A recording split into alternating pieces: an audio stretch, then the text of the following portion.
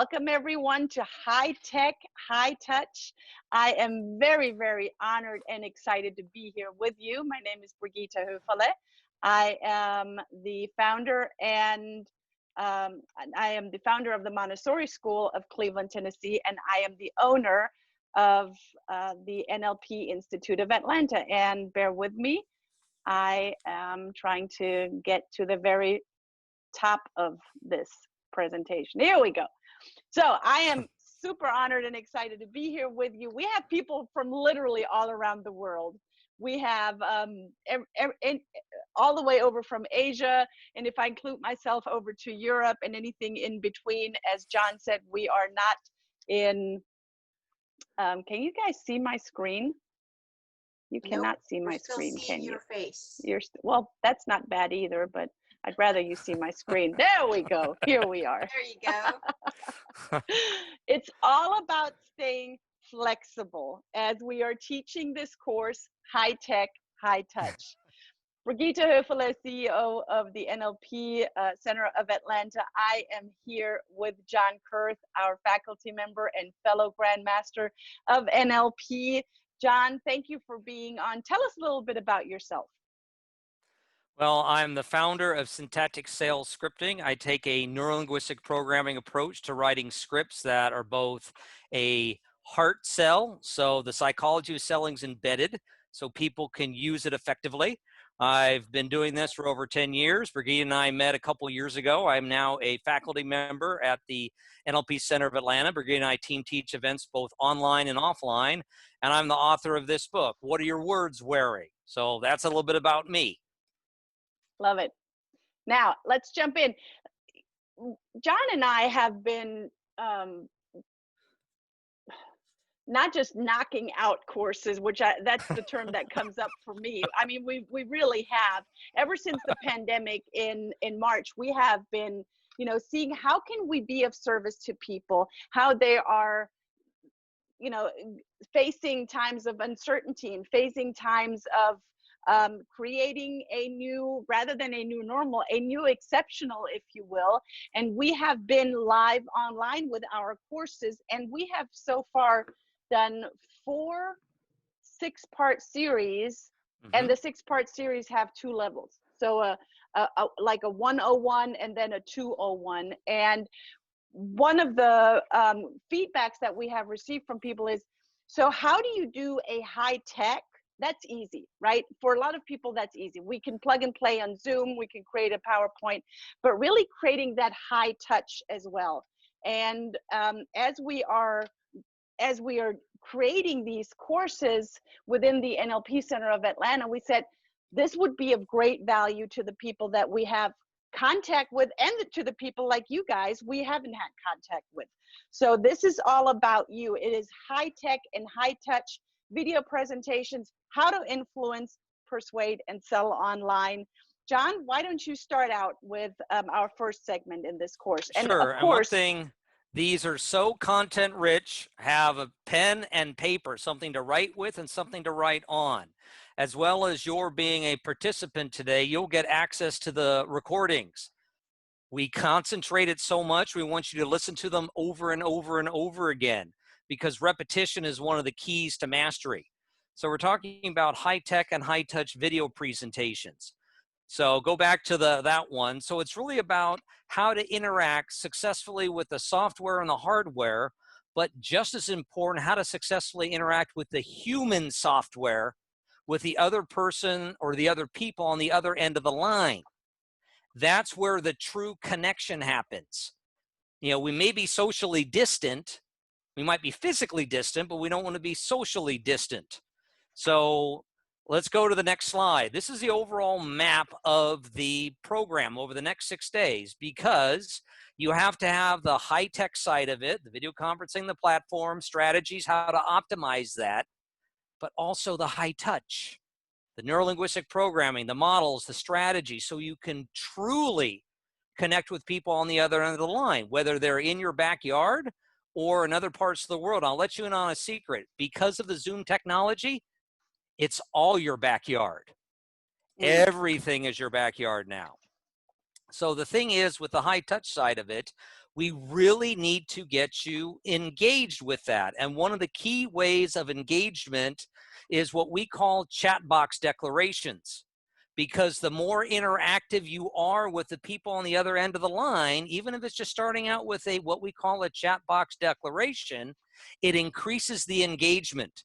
So in the chat box right now, I'm going to ask you to type in high tech and high touch. Type in high tech and high touch. Do that now.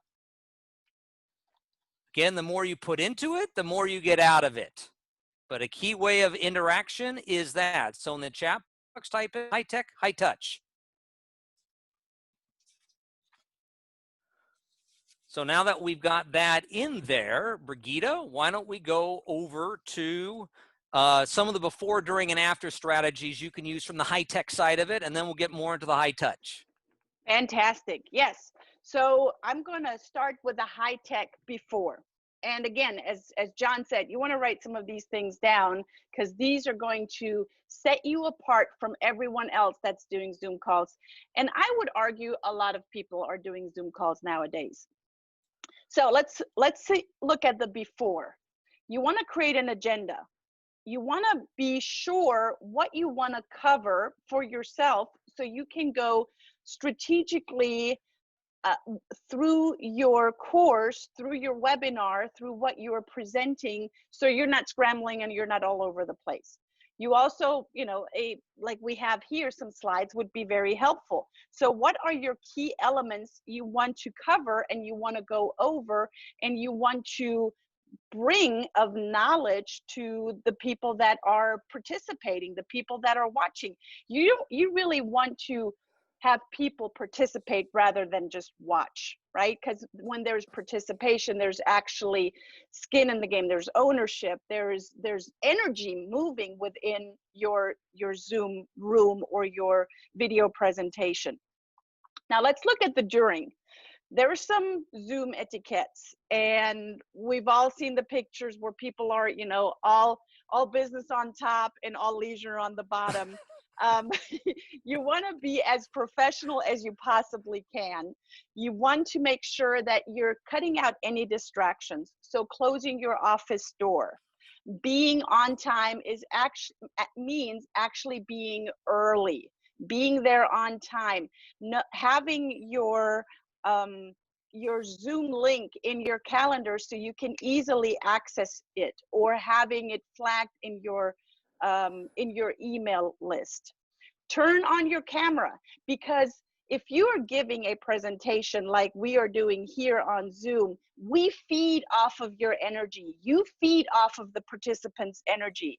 And clearly you don't want to be that lurk if you're kind of just hanging out and just doing 5 things simultaneously. Because if you do other things, if you're checking your social media, if you're checking your email, you're really not getting anything out of the Zoom room. You want to refrain from eating or chewing gum. And if you haven't eaten all day, and I get it, we're on Zoom rooms like it feels like sometimes 24 hours, at least for me, that if you do have to eat, at least during that time, shut off your camera or schedule your Zoom meetings so you have times in between that you can go to the restroom, eat, that you can take a walk, go out with the doggy, do whatever it is that you can possibly do to regain some energy. You don't want to pace or kind of, swivel or do back and forth, any of this kind of movement. You want to really talk into the camera and have true engagement. Feel like you're really there with the people, because that's what you are. You're here, right here with me. I'm here, right here with you. And then let's go look at the after. You want to review your notes and send your deliverables. You want to have your participants review their notes. You want to send them the recording. You want to send them some summaries that you might have, or the chat box how do you say, the chat box, Chat box declarations the chat or? box declarations, and also what was put out in the chat box. I shared our YouTube link, for instance, so you can share all of that information with your participants as well, and you want to keep them accountable. So if there was really meat on the bone and you brought some exercises, perhaps you also want to check in and make yourself available and be accountable with your participants. Now let's look at the high touch. This was the high tech. Let's look at the high touch before and after. Let's look at the before, and that is the agenda setting theory about controlling. You want to control the attention of your participants, the focus, and where are their thoughts? Which state of mind are they in? You want to have some selective coverage.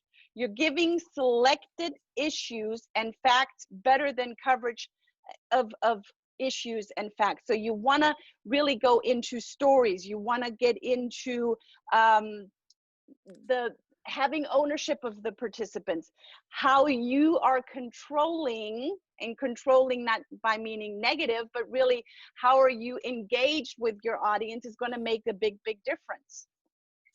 Now let's look at the during.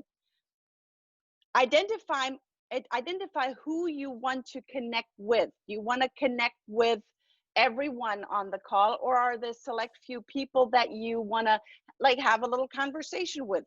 Start with the general and move toward a specific topic or a specific task or a specific story, perhaps.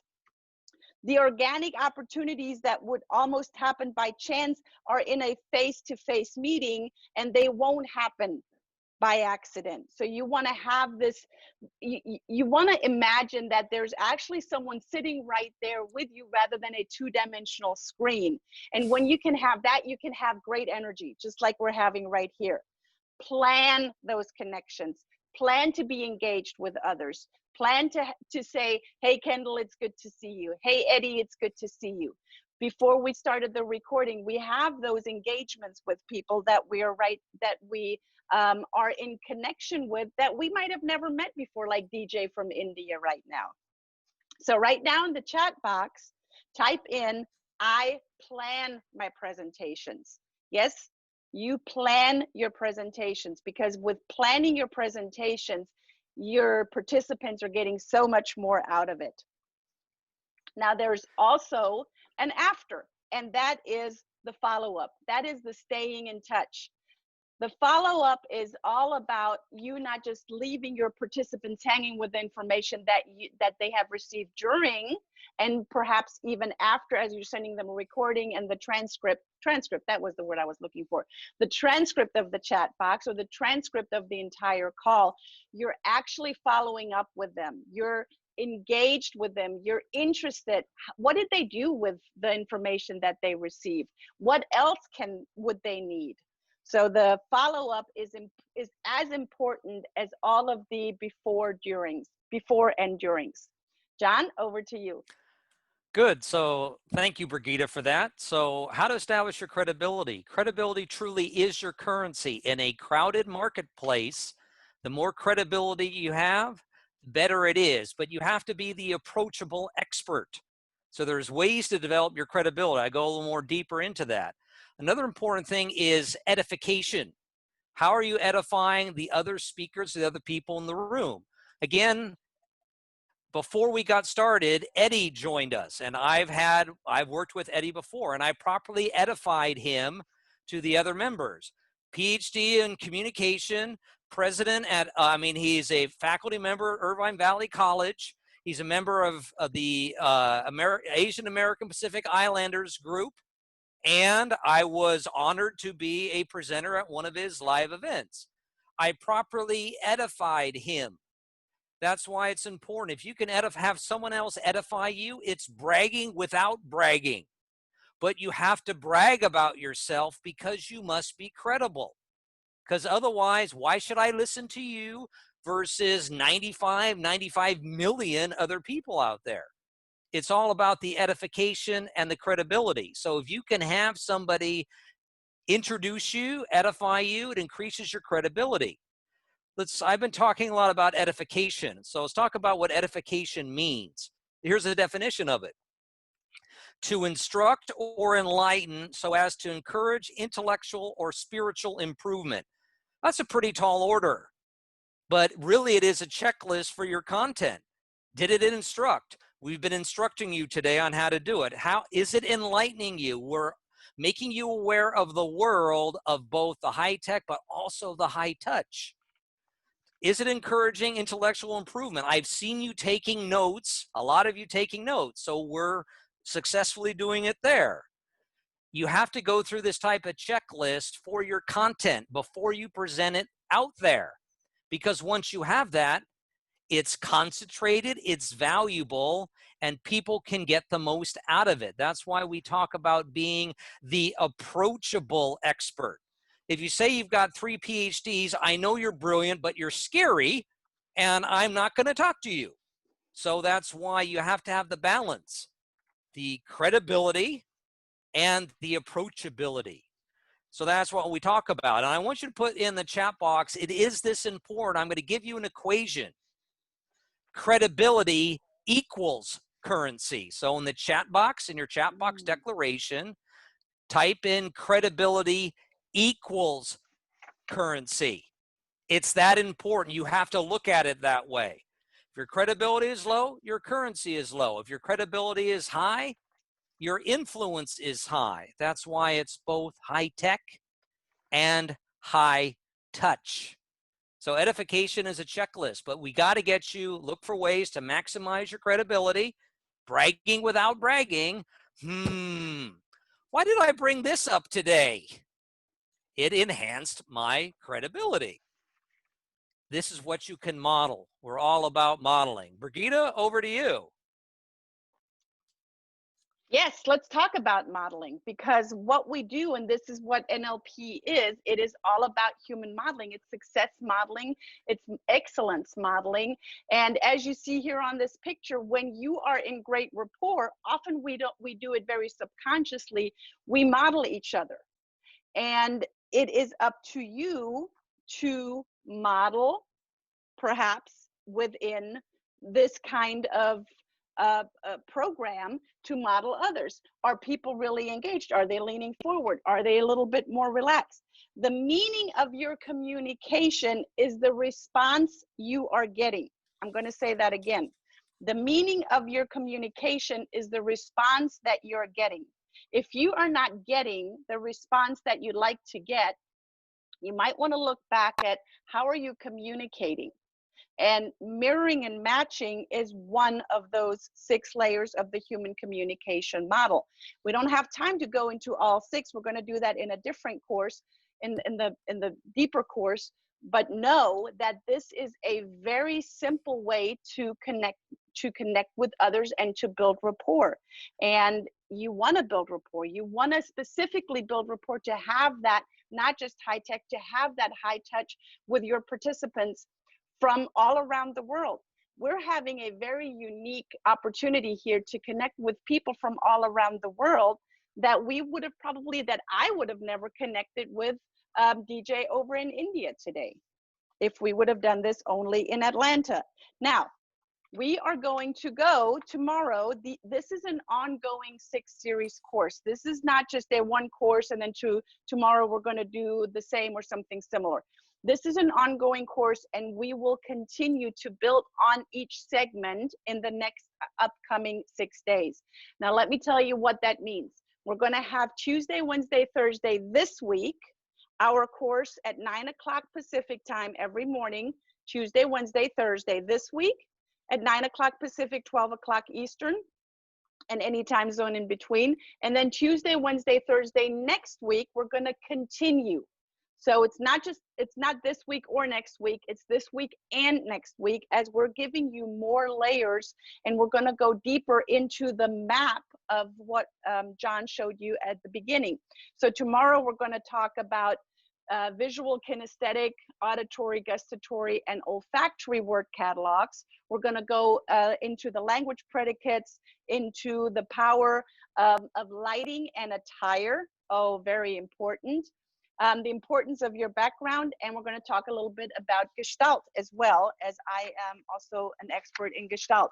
So I would love to have you have access to two grandmasters, not one, but two, John and myself. So if you have any questions, please be open enough and be, just really out there to send us a quick email, info@nlpatlanta.com, with any questions that you have coming up, and send them between today and tomorrow morning so we can answer them. Actually, John is going to verbally answer them for you, and I will also answer them in writing. Send us your questions if you have any, or if you have some kind of comment. We'd love to hear from you. You have full access to us between now and tomorrow morning, and then again as we move on into the 6 series the upcoming days. So if you know that this is for someone that wasn't on today, please, please, please, please send them the link. Send them to the Eventbrite. There's still time for them to register. There's still time for them to come on. If you know of anyone that could highly benefit from this, you're welcome to share the recording. Once we're done with the 6 series, I'm also going to upload it into our onto our YouTube channel. And I shared the YouTube channel with you earlier. Let me stop sharing my screen. And I want to make sure that you have there's a lot of declarations in here. I want to make sure that you have access to all of our free courses also on our YouTube channel. So you're welcome to go on the link that I have just provided in our chat box. Make use of that chat box. Anything that you do, make use of that chat box. Go to our YouTube channel as well, subscribe to it, share it from there, and know that I'm going to upload the entire 6 series once we're done next week. So, John, over to you. Well, that wraps it up for today. Again, highly concentrated. That's why we're going to want you listening over and over and over again. And the approachable experts. When you email us your questions, I will do a audio recording, which is more content rich, to answer your questions. And then Brigitta will email you the link. So that way, send the questions you have or observations to NLP Center of Atlanta. Use the link there. Send the email. We'll respond to you. And again, come on early tomorrow because it's all about access. Brigitta, we'll let you wrap this up. Awesome. Thank you so much. I will see you again tomorrow morning, same link, 9 o'clock Pacific, 12 o'clock Eastern. Invite anyone that you know that can benefit from this. Thank you guys for being on. I will see you tomorrow. John, special thanks to you. Bye, everyone. Is on. Welcome, welcome, welcome, everyone. We are on today for day 2 of our high-tech, high-touch video presentations, how to influence, persuade, and sell online. I'm honored and excited to be here yet again with you today. Brigitta Hoeferle, the CEO of the NLP Center of Atlanta. I am here with the one and only, the only greatest syntax and script master, John Kurth. Welcome, John. Thank you, Brigitta. It's good to be here. So, John, as we are going into the second day of our high-tech, high-touch, tell us a little bit about you. Okay, so I'm the founder and president of Syntactic Sales Scripting, and syntax is to compose or arrange. So syntax is the correct order and sequence something goes in. So when you get your syntax right, you're halfway there. But also composing, it's a collaboration. I've always had a love to language. And the thing is, when you're able to use neurolinguistic programming effectively, what we're teaching, your effectiveness goes way up with others, with people on your team, and with yourself. It's been called the science of success, and we peel back the curtain on that. So Brigitta and I met a couple years ago. There's a great picture we can show. We were at it's not a black tie event, but it was a white party. So I was in a white tux and a green bow tie and cummerbund, and she was dressed. So we met there at a convention, and we've been working ever since together. And so it's a great to be part of the team, and Brigitta invited me to be a faculty member at the NLP Center of Atlanta, which I was thrilled at the opportunity. Awesome. Yeah, and I'm thrilled to have these. Is this the fourth session that we're doing together of our many-part series? And I couldn't be more honored to do these with you, in collaboration with you, John. A little bit about me. My name is Brigitta Hoeferle. The name itself already might give it away. I am German, not Swedish. I am German by birth and by heart. Lived in the United States now for almost 18 years. Came to the United States to build a Montessori school, which I successfully did. I'm out of the day-to-day operations, and I've been coaching adults and parents and children for a big part of my life. And I found with my work with children and parents, children are innocent by nature. It's the parents, it's the adults, it's the teachers that screw them up, not even maliciously, right? We don't do it out of a bad intention, but we do it. And that's where I learned more about NLP and how we can make a difference in our communication. And that's what we're here to pass on, this incredible knowledge that John and I have to you, so you can use it for anything that you do in life and in business. So as John said, and eventually I will share that picture with you. I don't have in my slide deck for today, but we are going to share it with you at one point. We want to give you content rich, and we are giving you content rich and actionable content right here, right now. Two great NLP grandmasters as we are going into high tech and high touch video presentations. So you might have heard that at any given moment, you have about 2 million bits of information flying at you. Now that's a lot of information flying at you.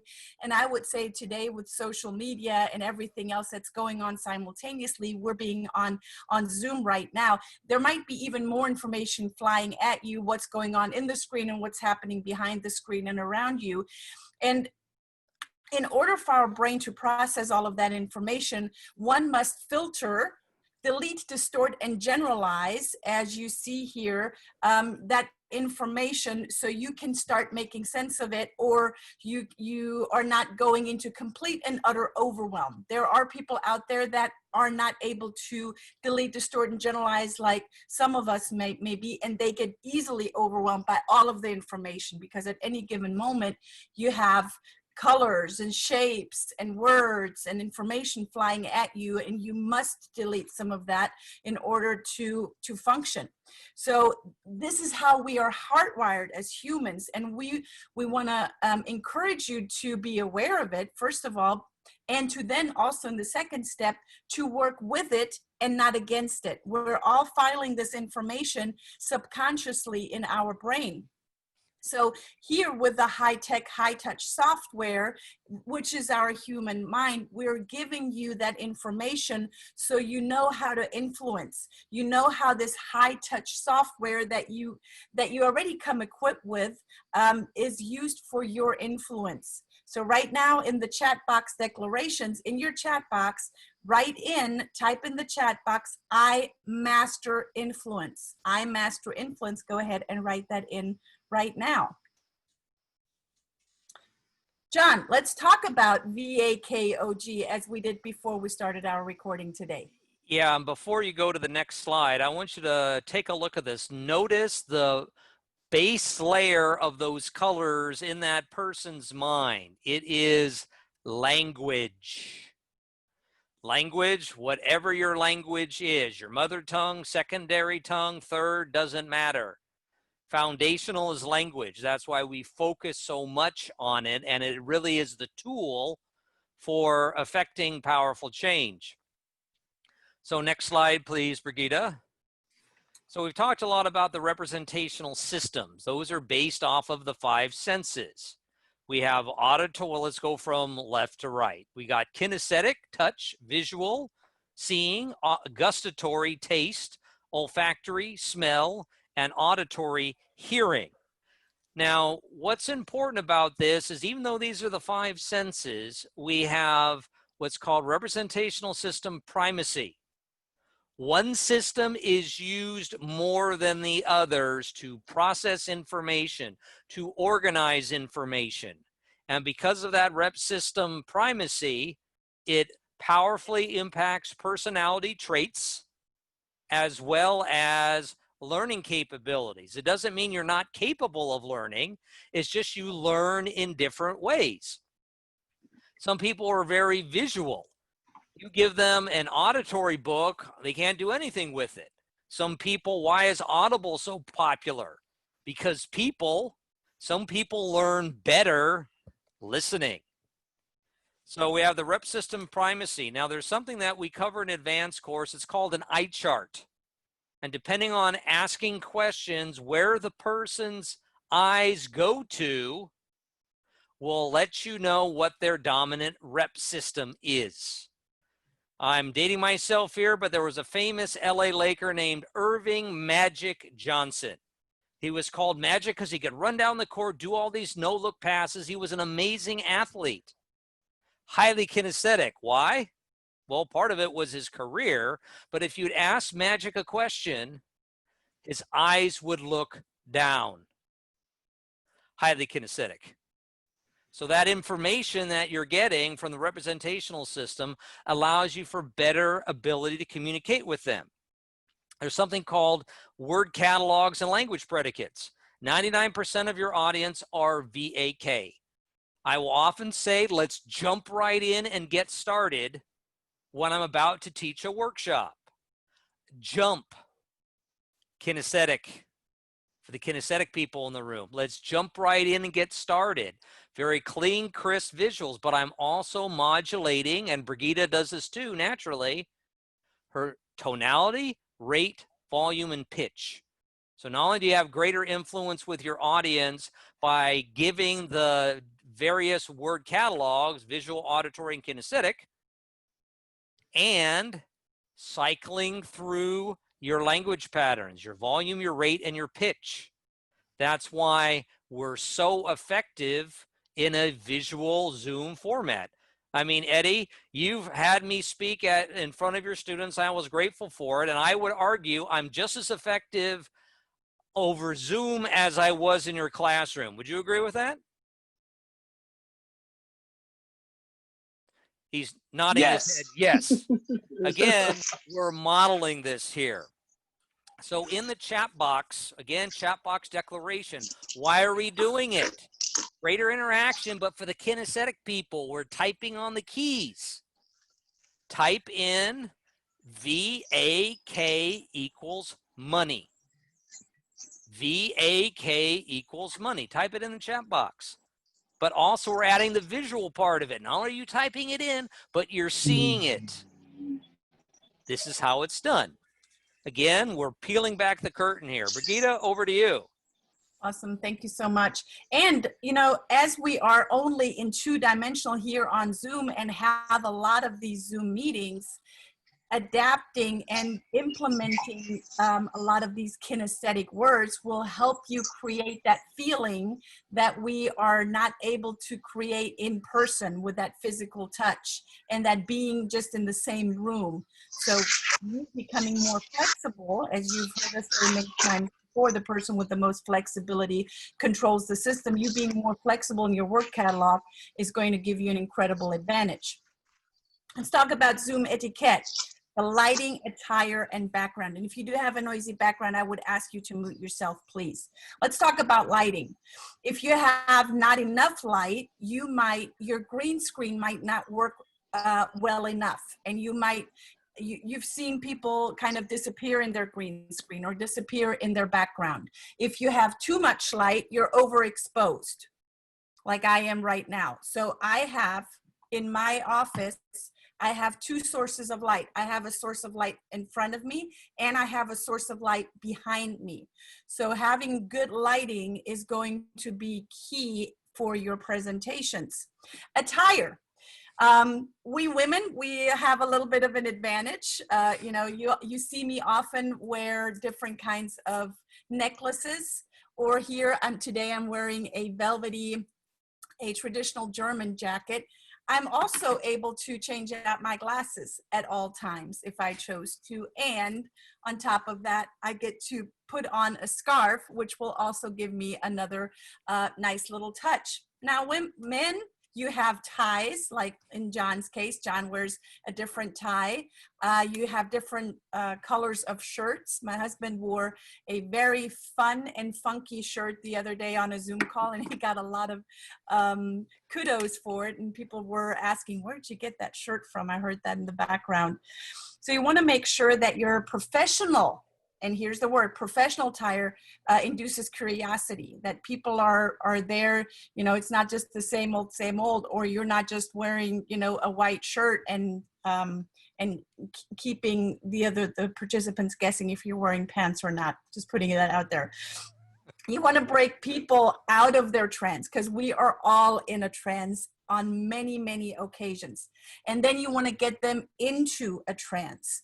It is easy for people to get into a trance while you are on Zoom, specifically if someone is very monotone and if someone is being the same with their visuals, with their tonality, with their hand gestures. So you want to be aware that people are in a trance all the time, and you want to also have flexibility to get them out of their current trance, get them out of their state that they're in, to get them into a new trance, into your new trance that they are allowing to build trust and rapport, that they're allowing to let you in, basically. We talked about the necklaces and the scarves and the beautiful different pieces that we have, men and women. We can get really, we can stay professional and get very creative as well. Please refrain from being like gimmicky. Refrain from being somewhat of corny, if you will. Now let's talk more about background, John, if we will. Sure. Background, it's more important than you think. So you're gonna, next slide please. You're probably familiar with this optical illusion. You either see the young lady or you see the old lady. You can't see both. Now when you focus on the young lady, you see the beautiful young lady looking away. That's the foreground. That's the figure. That's what's in front. But when you focus on the young lady, the old lady disappears into the background. If you focus on the background, if you focus on the old lady, the young lady disappears into the background.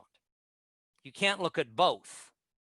That's why it's so important in your, what you have in Zoom background, it has to be static. It cannot be moving, because you want people focused on you, not the background. Because, and what's worse is if you have movement in the background. Your eye is naturally attracted to movement. So here's a couple of horror stories of virtual backgrounds. One is Tsunami at the home office. The person is in their home office and they've got this window over their shoulder and they've got this wave on repeat that is crashing. And that wave is so large, it's like a tsunami. I'm sure if it were real, it would wash away their entire home. You're focused on the movement. Or another one, Darth Vader at the Northern Lights. You've got the green Northern Lights and this black background, and the guy is disappearing into the background, so I call it Darth Vader at the Northern Lights. Or on the beach in Maui, there's this beautiful palm tree and the crystal blue and the palm trees. I'm looking at the palm tree and thinking, hey, I want to go to Maui, or I want to go to somewhere in Hawaii, anywhere but here. So make a point that your background has to be static. You want the focus on you in the figure, which is the foreground, and the background remains in the background. So avoid those mistakes with background, but there's even more to it. Brigitta, I'll let you cover Gestalt, because some of the Gestalt principles are here at a very high level. Brigitta. Yes, thank you so much.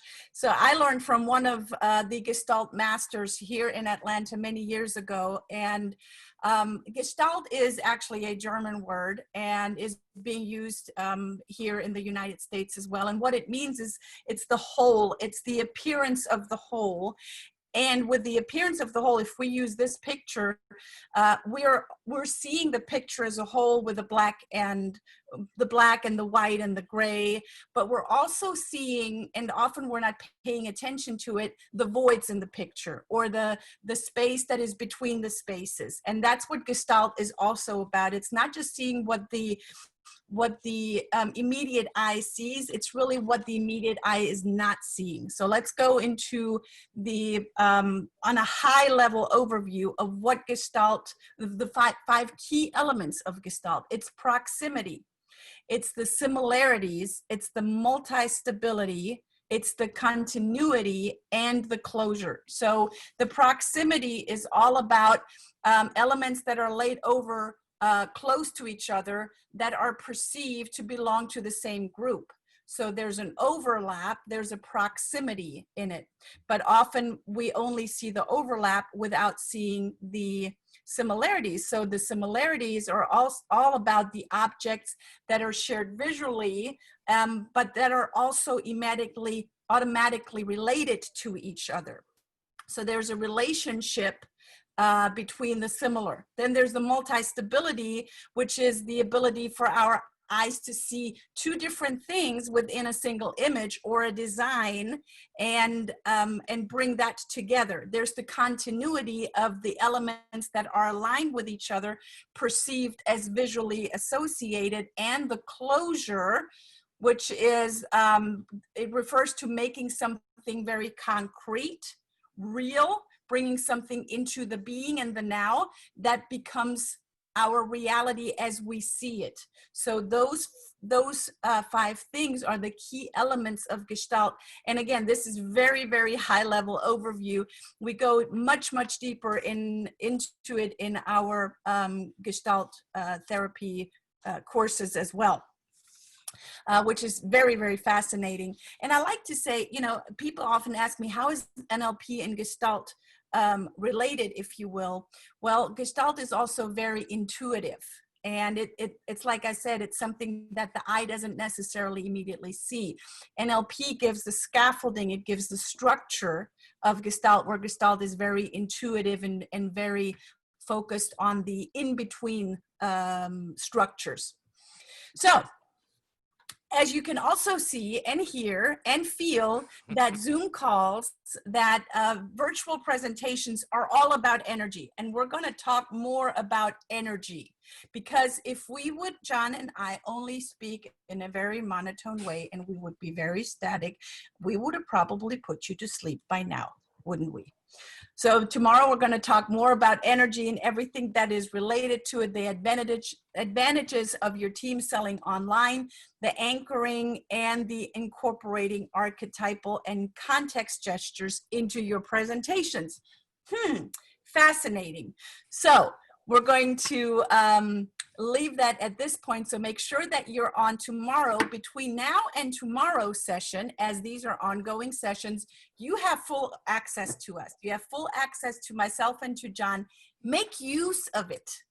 Write us an email, info@nlpatlanta.com, with any questions that you have coming up. We'd be more than happy to answer them. You're also, if you'd like to send us a quick text message, 423-303-8432. Any way that you'd like to communicate with us, we're here to do that. We're going to be back here tomorrow at 9 o'clock Pacific time, 12 o'clock Eastern time. John, do you have any last words? One thing again about the access, come on early, because that rewards you for taking action. And sometimes you will get a question or an insight, an aha moment that comes later after sometimes powerful trainings. The next morning, bing, it just comes to you. So take advantage of that. So we're grateful that you're here on the call. You're getting a deeper level of communication. You understand the NLP variations, the Gestalt, all those get layered on so you can be more effective online as well as offline. That's why it's high tech, high touch. Back over to you, Brigitta. Awesome. Thank you so much. Thank you for being on today. Spread the word. We're going to be on again tomorrow, 9 o'clock Pacific. You will again receive the recording of today's session as you did yesterday, and we were going to continue to do that. So please pass on the love. See you guys tomorrow. Thank you for being on. John, special thanks to you. Thank Bye you for now. guys. Have a good rest of the day. See you tomorrow. Bye-bye. Ciao. Thank you. All right, welcome everyone. Day 3 of our 6-part series, the high tech and high touch video presentation, how to influence, persuade, and sell online. Kudos to you for showing up yet again today. This is a 6-part series. It's not a 1-part 6 times. We are building the structure, and we're starting on day 1 and we're ending at day 6. So you're getting all of the strategies, all of the pieces that we are presenting to you in this content-rich course and this content-rich platform. You're investing in your skill. This is not just another Zoom call. You are here to learn, to implement, to practice, to adapt, to go into that higher form of presenting, into that higher form of doing what you need to do to work on your business rather than just in your business. Michael Gerber said it so beautifully in the E-Myth, a great book. If you have not read it yet, go ahead and do so. And by the way, I sure hope that you have something to write with and something to write on, as we're going to go yet deeper again into some strategies today. My name is Brigitta Hoeferle. I'm the CEO of the NLP Center of Atlanta, and I am so grateful to share this screen with you again today. John. Hello, John. Hi, Brigitta. Thanks so much for being here. A little bit about my background. Again, I am the founder of Syntactic Sales Scripting. I'm the author of What Are Your Words Wearing? And I'm a faculty member at the NLP Center of Atlanta. Previously, we talked about edification and cross-edification. Notice, we just did this here again. It's all part of the program, and you can model it. NLP is all about expert modeling. That's why we're teaching you not only the why, the what, but the how. Brigitta, over to you. So today we're going to talk about energizing the video conference room. It doesn't matter if you're speaking to 2 people, to 20 people, to 200 people, to 2,000 people. It does not matter. I was on a call yesterday that I'm doing in collaboration with the Commerce Club Corp yesterday, and they are rolling it out to their entire membership, and they have about, I don't know, 1,800, 2,000 members. There was 0 people on the call yesterday, and I have it weekly, and I've been having them ever since the pandemic started in March. There was 0 people on. Guess what I did? I pressed record, and I went into all of my strategies that I had prepared for that course, and I brought it just like I would speak to the entire 18,000, 2,000 people of the club. Eventually, people jumped on, and they were able to get what I was delivering. And on top of that, as I shared with you yesterday, I shared the recording with them. Whoever's on my call, I share the recording with them. So it's all about your energy. It's all about how you show up. First of all, let's look at let me share my screen with you. I got so excited about the energy that I forgot to share my screen. That's an important point. Your energy can carry it even without the props. Right, exactly. And I'm going to talk about analog marking later on, and I'm going to share with you what I've did as you were seeing me as well. So let's look at the high-tech perspective. What we're giving you and what we have been doing, what we've been modeling, John and I, is 6 days of free courses, 6 days of content-rich free classes, and we keep the same time frame and we keep the same days. So John and I, we do a Tuesday, Wednesday, Thursday 1 week, and then Tuesday, Wednesday, Thursday the next week. That allows people to have some time to get back in touch with us, to ask questions over the weekend, to let it sink in as they're continuing to learn. So we do that over 2 weeks, Tuesday, Wednesday, Thursday, Tuesday, Wednesday, Thursday. You can do it that way. You can do it in a different way. All I encourage you to do is keep it consistent. Then we have the upsell to a paid program at the end of the series of the 6 series free course or free trial. So there will be a call to action at the end of the 6 days. If you have done any of our other 6-part series, you can see the outline, you can see how we're modeling it. And then the paid program, guess what, is again 6 parts, and we're doing it Tuesday, Wednesday, Thursday, Tuesday, Wednesday, Thursday, and if we can, we keep it also at the same time. We're doing so many now that we have 2 time slots back to back, so just keep it consistent as much as you possibly can. Then you want to have an email sequence that promotes the next day. You want to promote your next session at the end of each call, and you hear me do that. Before we get started, I say what we're going to do today, and at the end, I am telling you what you can look forward to in the next day. And then I back that up with the email sequence that you're in that email sequence, you're getting a reminder of when we're going to meet again and the recording of the day before or that day. Now let's look at the high touch. There's the high touch perspective. This is actually not a Zoom room that I found somewhere on the interwebs. This is one of our Zoom rooms that we did in one of our 6-part series. I think it was the neurological levels. Mm-hmm. So we allow our folks, and I would highly encourage you to do the same. Early access. Let them in early. If you have a wait room, and I encourage you to have a wait room as well on Zoom, let people in early. Let them have access to you that they can ask questions. As we model here before we start the recording, that's what we do. There's a huge value in access to you personally as the expert. So the most motivated people are also going to self-select. Are they showing up early so they make use of that value? And are they continuing to learn with us? Are they becoming your raving fan? So there's a Q&A option that we also put in, and we invite you to ask any questions, to send an email to us so we can give you some feedback. This is a very important step, and you don't want to skip that step. And we're also going to cover a lot more strategies as we go deeper into our engagement strategies in one of our upcoming courses. So in the high-tech, high-touch perspective, this can also be a room. And this is another aspect of the high-tech, the high-touch perspective. You can see there's laughter going on. There's some reassurance at the top right. That's my husband, Christian, who I co-teach with. He has some sort of a smirk on his face. Kendall might recall this moment because she's on this call as well. So it is all about not just delivering facts and data, but it is also that you are evoking emotions and allowing the person that is two-dimensional on your screen to really feel you and that you feel them.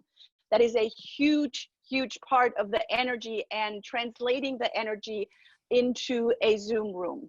And that takes practice, and that takes even more learning from skilled experts. Now, you have been chatting with us in the chat box, and we have been doing chat box declarations.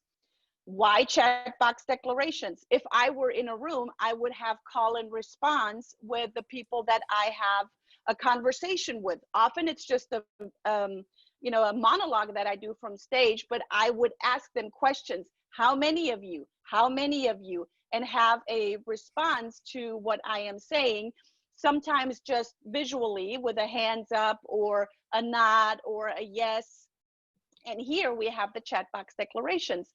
And as John said yesterday, we want to encourage you and we want to engage with you, not just verbally, but also by touch in putting something in the chat box. And we give you a clear command what to put in. Sometimes you also put in other things in the chat box. That is amazing because we want you to be engaged. You want your participants to be engaged with you, because an engaged participant is not checking their emails, is not checking their social media. They are truly present in what is going on. So what you are putting in the chat box, you're also speaking into existence, which elevates the person's energy and their state of mind into a higher state. So in the chat box right now, type in more chat box equals more engagement. More chat box equals more engagement. John, over to you. Sure. So let's talk about the advantage of team selling online or team presenting. First of all, one presenter manages the slides. Brigitta has been doing that. I have been managing, the other person manages the waiting room. As we get more and more people start filtering on, you have to be letting them in. So that way we're divvying up the housekeeping, the high-tech things to keep it running. Both presenters manage the chat box. Yesterday, someone had a question, how to spell Gestalt. So I typed in how to spell Gestalt. So, but also what's important, when one presenter is speaking, the other presenter is taking information. For Brigitte and I do debriefs. We ask ourselves these questions. What went well? What could be improved upon? After every single presentation, we debrief that.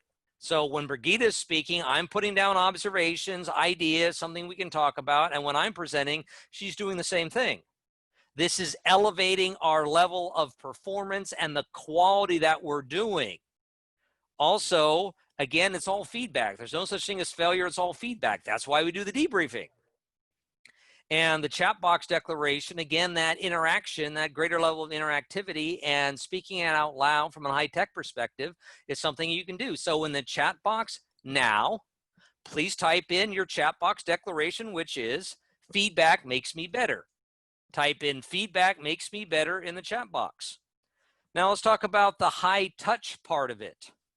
Better energy. Brigitte and I can hold rooms. We've held rooms with 100 people or more. We can hold rooms from an energy perspective.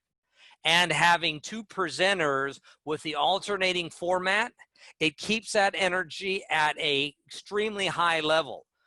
Kendall, you've attended some of our live events, and the energy that Brigitte and I have in this room in the chat box is as equal, as good as live.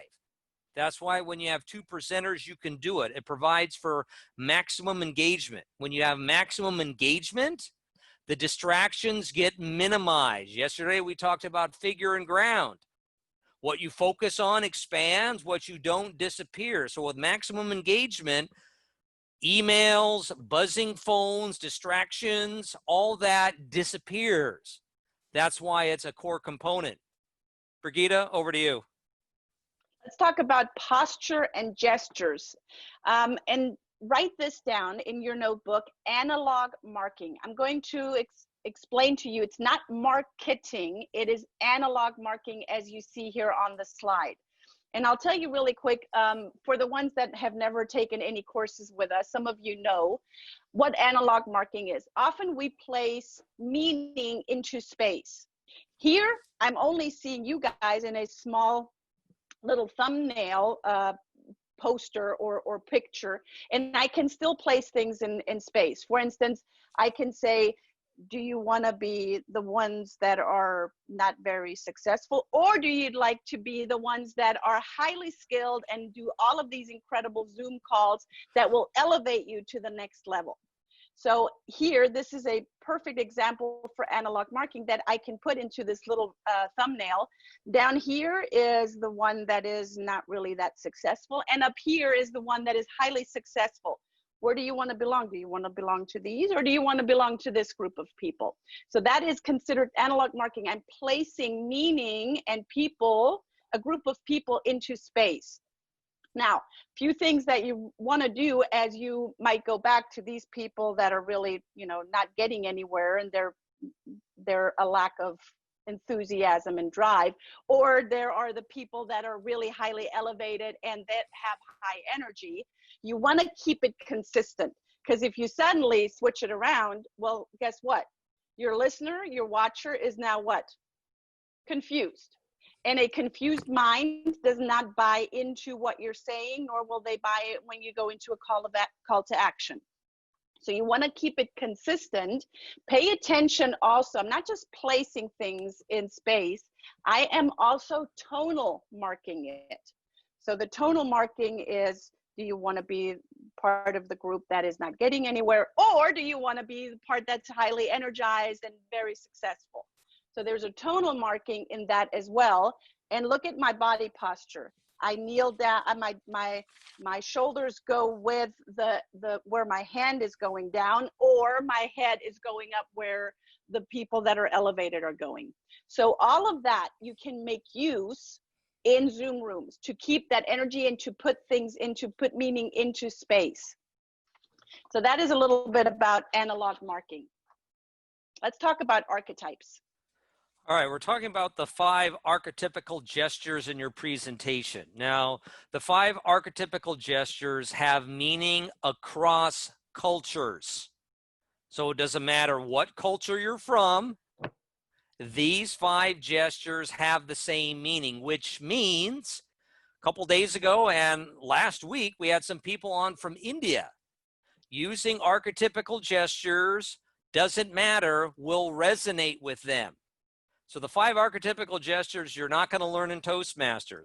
I'm an advanced Toastmaster Silver. I spent a lot of time there, and I met my wife through Toastmasters. So it has a good place in my heart. The thing is, what we're teaching you here, you're not going to learn anywhere else. So let's talk about the 5 different type of archetypical gestures. Today, we only have time to cover one. We will cover the rest on a future program. Yesterday and today, you've seen Brigitta and I do something like this. We've leaned back and we've done this. And we often add, This is the computer gesture. It means I'm the ultimate observer. When do you use it? To match someone who's disassociated, means they're leaning back, or maybe somebody's freaking out. Someone's having an abnormal reaction. Someone is really getting emotional, and you don't want to mirror and match that emotion. Remember, you're the speaker, the presenter. Do you feel how the energy just changed when I said nothing and I did this? This is the computer gesture. This is one of the 5, but this is an archetypical gesture you can use. It will resonate with anybody who is on your presentation. So going from the archetypical gestures, in NLP, we talk a lot about context. Context is extremely important. There are several context gestures. Brigitta, over to you. Yes, thank you for that, John. And I would also argue context is more important than content. And if we look at it from a Gestalt point of view, we talked about, paying attention to the voids. So the context is, let's look at the context gesture. Here we have this person that is doing a, I'm the guy. Now, gestures, which could have different meanings or maybe no meaning at all, are put in a specific context. And now they have a strong meaning. It is a greater meaning to, and specifically this gesture right here. So there are 3 different context gestures. Right now, today, we're only covering one, and we're going to cover we'll cover the other in our future course. So let's look at this symmetric self gesture. This guy is all about himself. Now, this is how you're not doing it. And here, I'm going to show you how you do want to do it. You want to point up your entire hand to yourself in this context gesture, pointing to yourself. Why? You have 10 fingers. They're all pointing to you. This has a lot more confidence, and there is a unconscious suggestion to whatever you're talking about. It relates to you. It communicates that you are the expert. So useful when you're talking about trust, when you're talking about prestige, when you're talking about being a great teacher, being an expert. So when do you want to use this? You want to reinforce it as, I'm the expert, I'm the man, I am the woman for the job. you must do it, you must use it fluidly and don't overuse it. So if you're constantly doing this, you're overusing it, and it either becomes too apparent, or it becomes where it just, people are just disgusted by it, or moved away by it. So you want to use those kind of gestures in video conferences, that you are the expert and that you are relating to oneself. So this is all about context gestures, and tomorrow we're going to go into the words and the hypnotic language that truly have power, because your words have power. Hypnotic language patterns is what we're going to go into tomorrow. Next Tuesday, because tomorrow is Friday. Thank you. Tomorrow is Friday. See, that's why the two of us are on here. And so we're going to see each other again on Tuesday next week, talking about hypnotic language patterns, talking about optimizing breakout rooms, your states and your state of mind, and when to break that state and how to break that state. So that's what we're covering next Tuesday. We're going to see each other again at 9 o'clock Tuesday, which is September 1st. And I will send out an email again today with a recording of today, and also the reminder for next Tuesday. You will also receive a reminder probably on Monday afternoon for Tuesday. So all you got to do is model what we're doing. That's literally it. And you're going to become so much better in your Zoom rooms and your Zoom calls. John, any last words for us today? Over the weekend, please take advantage. If you have any questions or aha moments, you can email us to it, the email address. Brigitta will pull it up online. Yeah. So take advantage of that. And I really want you have an opportunity over the weekend to listen to the recordings multiple times, because they are very content rich. And just as an example, I'm John Kurth. I'm faculty member at the NLP Center of Atlanta. Geraldine, I'm glad you're taking notes. I want everyone to stop their pen for a second just to demonstrate. I'm John Kurth. In addition to being the founder of Syntactic Sales Scripting, I'm a faculty member at the NLP Center of Atlanta. See how I just use this? You can do Beautiful. it too. All right, Brigitta, over to you. Thank you so much. I appreciate you, John. I appreciate everyone being on. Make use of this email, and we will see you on Tuesday, 9 o'clock Pacific, 12 o'clock Eastern. Thanks, guys. Thank you. Bye for now.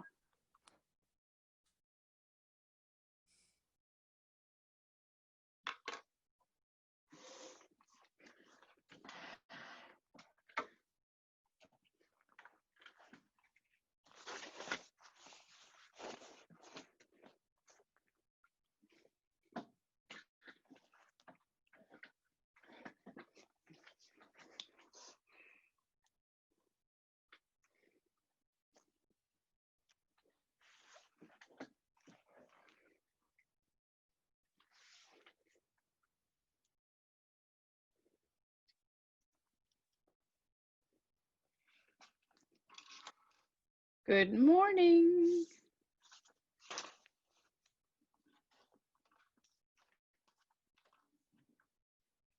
Wait a minute. Oh, now? I hear you. Good morning. Good morning. Actually, good afternoon, because it's almost lunchtime, or it is. Whew. Whew. Seems like it's hot there. Me. All right. Welcome, everyone. Day 4 of our high-tech, high-touch video presentations, how to influence, persuade, and sell online. I am very excited and honored to be here yet again with you. My name is Brigitta Hoeferle, CEO of the NLP Center of Atlanta, and I am even more honored to be here with John Kurth, our fellow NLP Grandmaster, my fellow NLP Grandmaster, and syntax scripter. John, welcome. Welcome. It's such an honor to be a faculty member of the NLP Center of Atlanta. And one of the things we talked about last week was edification. I am the author of What Are Your Words Wearing? This is a way to edify myself. You can model what we're teaching. So again, you model it in. So let's jump right in and get started. Awesome. And if you haven't paid attention to anything else, you're starting to become aware of the things that we've been teaching you all last week. And I have shared the recording with you from our office as well. So today we're going to go right into, as we go into the high tech, high touch. John, do you want to tap on this really quick? Sure. So this is the knowledge gap. I call it the what do you know pie. So the thing is, there's you know how to drive a car. That's the green part. You know your address or your telephone number. The blue part, good morning, is okay. Brigitta, just a quick, you pivot onto this, okay? Absolutely. So the green part is what you know. The blue part is what you know that you don't know. But the biggest part of the whole pie chart is what you don't know. The things that you don't know that you don't know. And that is something that we are bringing light and acknowledgement to. I'm gonna, let me hold on just a second. Sometimes you also go into what we call a as-ifing, and that is what we're doing right now. So John has to attend to something in the family, and we're going into as-ifing, meaning we're going into doing whatever it takes.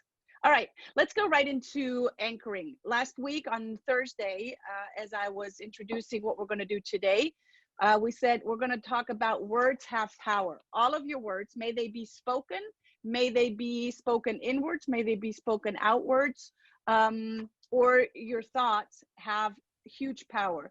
John, I muted you. You might want to unmute yourself. I want to talk about anchoring today. Some of you might already know what anchoring is. Anchoring is an NLP technique and strategy, and it is, bear with me, so sorry. I need to move this again over. Oh, this is so off. It's the process of associating a trigger, an internal response, with some external trigger so that the response may be quickly and sometimes covertly reassessed.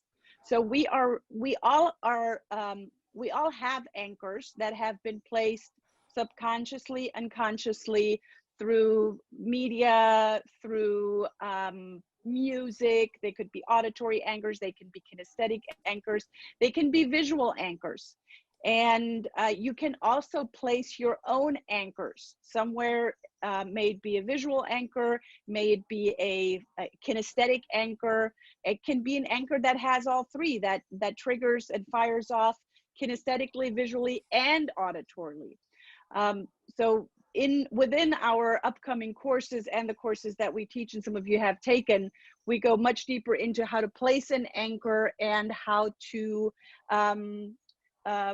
repurpose an anchor that you might already have. And some of you, we've already put in a resource anchor in your body. So anytime I go into a course, into doing something like we're doing now, I have an auditory anchor that is music, that I bring myself into a state of mind. I have a resource anchor in my shoulders that I fire off and that I stack really positive and empowering emotions into my body and feelings. In the chat box right now, you know our chat box declarations, put in anchoring works. Anchoring works. And you might not completely fully know right now how to place an anchor, and we will teach you that within our upcoming courses. Now, let's talk about participation. There's only one failure, and that is the failure to participate. The failure to do what? Who heard it? Participate. And you just did it. So that your participation, specifically as we are here two-dimensional on Zoom and high tech, high touch, you want to have the people that you have on the other side of the screen participate. We do that with breakout rooms. So I do a weekly class for the Commerce Club, which is a club corp here in Atlanta, and I do it for their members. And we do a speed networking program every last Thursday of the month after I have delivered incredible content-rich courses throughout the weeks in the month. We do a speed networking, and I put people into breakout rooms for 1 minute. And I give very clear instructions before we go into the breakout rooms. And then they have a little exercise that they do in the breakout rooms, just 2 people. And each person has 30 seconds. So breakout rooms are incredible participations that you can use within Zoom. Having an exercise that you give clear instructions to what you want them to do, so they interact with each other. You want to make sure that it's not just high tech and you only use the breakout rooms, but you're not giving them instructions. But you want to make sure that it's high tech and high touch. It is the balance of both. Now let's talk about state and state breaks, John. All right, so talking about state, one of the things we talk about with NLP is the law of requisite variety. The person with the most flexibility controls the system. That's part of the reason why Brigitta and I team teach this, because there really was a family emergency, everything's fine. Our car wasn't working, so we had to pivot. So again, Brigitta was able to step in as a pro, and then this is why you have to build in the flexibility. So let's talk about state and state break. So the state is the total ongoing mental and physical conditions from which a person is acting. It's mental and physical conditions from which a person is acting. So that's a state. We're always in states. We're emotional beings. Even engineers, even though they'll deny it till they're blue in the face, are emotional beings. We are hardwired as humans. So this is state defined from an NLP standpoint. Next slide, please. Let's talk about a state break. Why do you want to break state? There's a couple reasons. One, you want to get them out of the state they are in. People are walking along and running their lives on autopilot. That's state. Have you ever driven home 30 minutes and you don't realize how you got home? You're like, I'm in the driveway of my house. How did I get here? You were in a hypnotic state. You just did it on autopilot. So this is why people are walking around in their own little worlds, their own little states.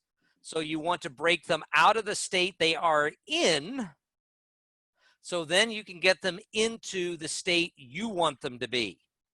So you got to break state. It's just natural, especially with all these distractions going on. We have designed these courses. We go through housekeeping, why you should do it, take a pen and paper, turn off your smartphones to minimize those distractions. We go through a rhythm, and it's so concentrated that any other states are broken. So you're brought into this own little world, high tech and high touch. So you got to get them out of the state they're in and get them into the state you want them to do that. Last week we talked about curiosity. Brigitta has lovely pearls. She's got all these other necklaces and other ways. Curiosity is a way to break state. It's a tool. So let's go into the chat box declaration. See, a chat box declaration is another way of getting people more integrated from a high tech, high touch point of view. But it also breaks any other state. If they're kind of, the lights were on and nobody's home, they were kind of maybe drifting off. Very unlikely when you're working with people like us. But then we get you into the chat box and you're typing it in. Again, if you were out of state, now you're into our state. So I want you to type into the chat box of the declaration, type in states of mind. So let's talk about from that to breaking state. Again, we talked about going through those little trances. Again, there's many different ways to state break. It could be a loud noise. There's many ways to break state.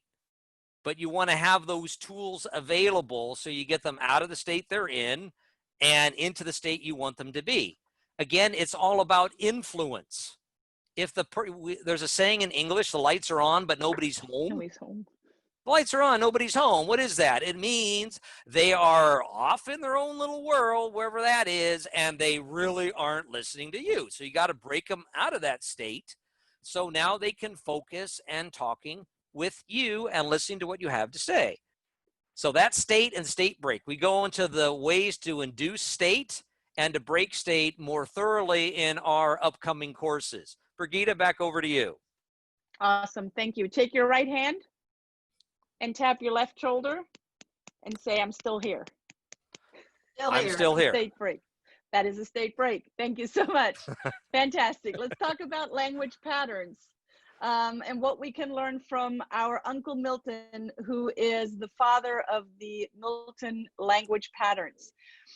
Just, if you will, close your eyes really quick for me and just listen to what I'm saying. And by listening and repeating these patterns, and by accessing as many examples of people using these patterns, you will, in your own time, begin to internalize and integrate these patterns into the way you influence others in a way which seems natural and which is positive and ethical for you.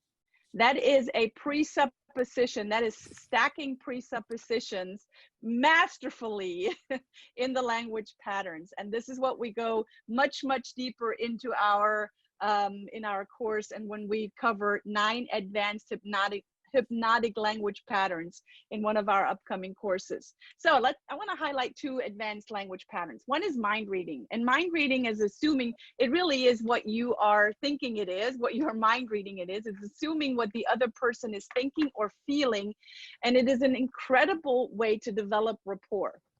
Specifically, as we are here on a Zoom or another video presentation platform, you must become a master at developing rapport. You must be a master at creating a connection to the person that you are, or to the participants that you're talking to a group of people or to individuals. So here's an example for mind reading. The fact that you're taking this course means you're learning these strategies to implement for your success, which is also there's some presuppositions in here as well. So this is an example for mind reading. Then we have another advanced language pattern, and that is cause and effect. It's called cause and effect, which means one thing causes another thing to happen. And here's an example for it. Because this course comes with integrated strategies, experts are learning to be even more successful. So this is an example for cause and effect. And as I said, there are many, many, many more language patterns which we highlight in many of our upcoming courses. Thoughts and observations, John? Good. Yes, thank you, Brigitta. A good way to get people's feet wet when it comes to advanced language patterns. We talked about using kinesthetic language patterns in presentations, VAK, getting your feet wet. Kinesthetic language patterns. Milton Erickson, not Milton Friedman, Milton Erickson was the world's greatest hypnotist. He had success rates with schizophrenics. One of the things, an NLP modeled his masterful communications. Well, one thing Milton Erickson said was this: all successful communication is hypnosis. Let me repeat that. All successful communication is hypnosis. That's why you want to break people out of the state they are currently in and get them into the one that you want to. We say in NLP, be at cause. The more at cause you are, the more you're going to be empowered in your life. Being at effect is you're a victim. Being at cause, you're the victor. Now, one thing, before we got started this morning, we talked about the because frame. The because frame, either explicit, because I want to do this, or implicit, is very effective language pattern when working with people. So this month is Life Insurance Awareness Month, and Geraldine could use it effectively. The reason why, hi John, I haven't spoken for you a while. This month is Life Insurance Awareness Month. That's exactly why I'm calling. That is an implicit because frame. Or because it's Life Insurance Awareness Month, John, that's exactly why I'm giving you a call. That's all you need to say. Oh, okay, you've given me a reason. It's a good reason using the because frame. Who cares about if there's any circular logic in it? Sorry, this isn't a course in college level logic. It's not a philosophy course in logic. This is the because frame. It's very, very effective for you to do that. And that's why you're layering these in one after the other, is why you can be so effective with the high tech and the high touch. Earlier last week, we showed you the NLP communication model. All of these hypnotic language patterns are derived from and work effectively with how that NLP language of communication model works. Brigitta, over to you. Thank you so much, John. I appreciate you. So tomorrow we're going to talk about the importance of syntaxes. We're also going to talk about competitive intelligence cycles and webinars. How to connect with 100% of the audience using a special format, and how to use powerful word catalogs. I think that was one thing that Eddie asked us last week already on the word catalogs. We're going to go deeper into that tomorrow. There is a combination. I'd like for you to write this down because it is so important. Review and retention combination. If you imagine a lock like you had back in school, the combination is 10, 24/7. You want to review what you have learned for 10 minutes within the next 24 hours and do that 7 days in a row. That when you do that, your retention increases up to 80%.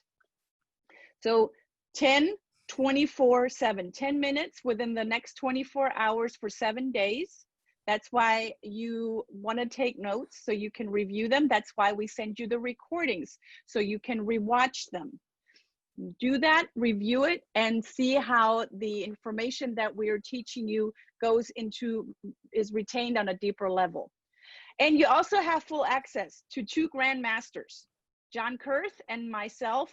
Get your questions answered. If there's ahas, if there are questions arising throughout our course, please send us a quick email, info@nlpatlanta.com.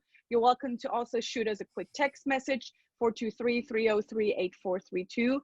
We are honored and excited to see you again tomorrow. John, any last words? Go back to the 10/24/7 slide, please. Notice at the top, it is a master lock. But this is how you master the material. 10/24/7. Brigitte and I are all about mastery. This is one of the ways which you do it. Brigitte, back over to you. Thank you so much. Thank you, John. It's always a pleasure. I will see you again tomorrow, 9 o'clock Eastern, 12 o'clock Pacific. Same link, same time, same place. See you there. Thanks for tuning in. Till tomorrow. Bye-bye. Bye-bye. Bye. Bye. Thank you.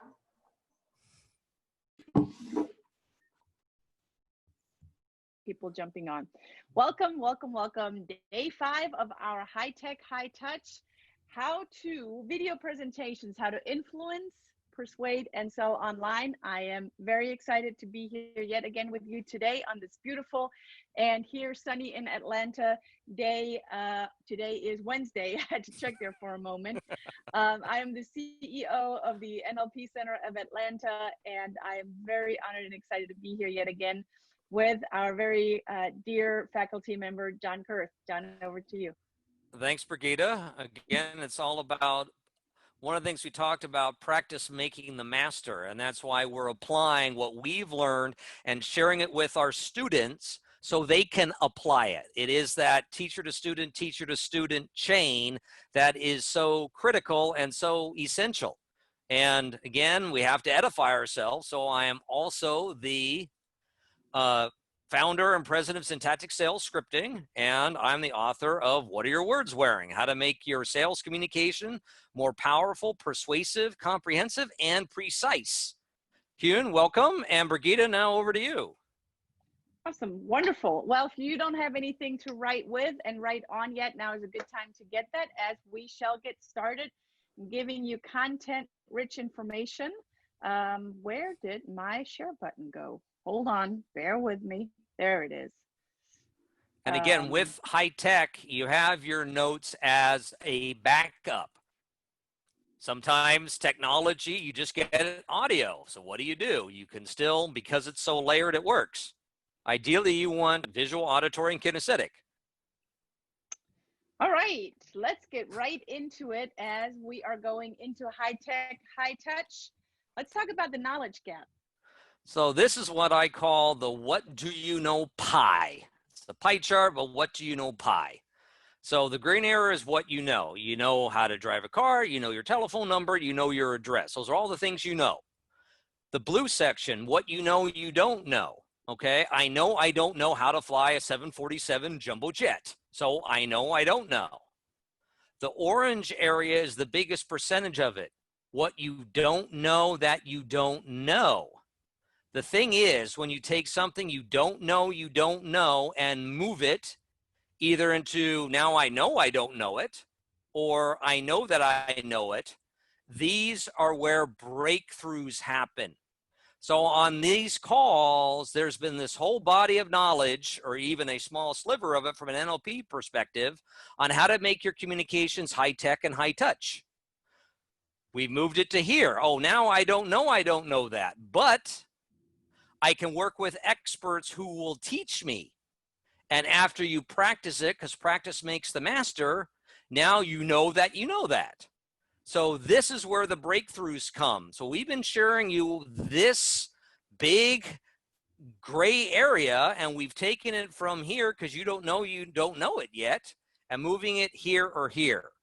This is where breakthroughs happen. This is the process of breakthroughs. There is a syntax to breakthroughs, and here it is. Brigitta, over to you. Let's talk about the importance of syntaxes, John. So what is a syntax? And here is the beautiful definition. A syntax is the arrangements of words and phrases to create a well-formed sentence or well-formed sentences in a language. Now, why is this important? It is important for you to have a syntax when you are delivering video presentations, when you're delivering any sort of speech, to have structure, to provide strategies for your successful presentations. Online, in the online world, it is even more important to have your syntax in place, to have syntaxes in place. I'm going to repeat, all of our programs have a clear syntax by the minute spelled out. Now, you might think that that is a little bit more work up front. Yes, and it will allow you to have concentrated, clear, content-rich material in place for your listeners, because you want to provide a lot of meat on the bone. You want to provide a lot of actionable information that people can implement immediately, and so much content that there's no way that they say, I don't want to learn more about that. Tell me more. I want to learn more. We're also, with the online video presentations, people have a short attention span. So even our in-depth courses that we're doing right now cater to the attention span and make sure that the people are staying in it. We do state breaks, what we covered yesterday. We do state breaks. We do a new state that we're getting into. We're using everything that we're teaching. We're not just talking the talk, we're walking the walk, and we're modeling it. So it's all meat, no fluff. John, over to you. Good. So we're going to talk about the intelligence cycle. Now, the intelligence cycle is something that I learned from Jan Herring, because I'm a certified competitive intelligence professional. Jan Herring was a senior analyst with the CIA for 20 years. And also Jan, when there was a Motorola company, was the head of their competitive intelligence unit. So this is the intelligence cycle. We're going to go into it because it's totally relevant to webinars. So at the top, you have data. Really, it's the quality of your sources matter, because we're talking about your credibility. So in scripting, it's called a convincer. A convincer is an outside expert who's going to make your point for you. So there's plenty of data, but you have to choose your sources wisely. Don't say, I read on the internet somewhere. Well, that could be total fabrication. So the quality and the credibility of your sources matter. So we start at the data. We start at 12 o'clock. We're going clockwise. Then we go into collection. All right. Information collection and gathering. You have to collect the information. All right. The thing is, you can get lost in that. You can be gathering, and do it forever. And that's a mistake. Step number 3 is analysis. You must give yourself enough time to do this. You must make enough time to do this. So now you're doing the analysis part of it. Then we have the intelligence. Intelligence are insights that you can use. They're actionable insights. They're actionable intelligence that allows you to make a more informed decision. You're not in, well, should I do this? Should I do that? It's clearer. It's not going to be absolutely 100%, but it's going to be clearer. Because absolute clarity is a myth that will drag you down. Then we get into the action. You have to communicate for action and take action. Now, I'm going to share with you why this is so relevant to webinars and your creation and development of webinars for the people that you communicate with. Next slide, Brigitta, if we have it. No. All right, go back one. So let's go deeper into the intelligence cycle. So what does it have to do with webinars? One, data. We are drowning in data. The internet, I heard somewhere that like every 24 hours or 48 hours worldwide, the amount of information added to the internet is the same as the number of books in the Library of Congress. So we are drowning in data. So data is not the answer. People can find all the data they want. Data is pretty much very limited in its usefulness. Step number 2, you gather information and present it to people, but that is not enough. They aren't just going to get it. Don't be lazy and say, look, well, they're just going to get it. Doesn't work that way.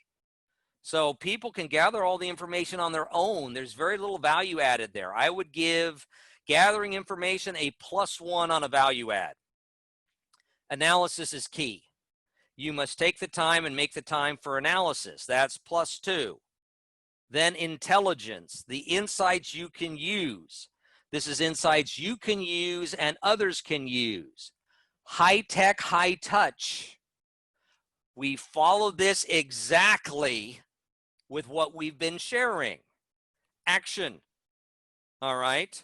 You got to have communicate for action. We have a specific intelligence template when you're dealing with other business owners or with CEOs. It's a one-page brief that's very, very powerful that distills everything you've done through all this and then gives them the recommendations. You can't just say, oh, but you're the CEO. I'm this little mouse here and I'm going to present it and maybe they're going to figure it out. No way.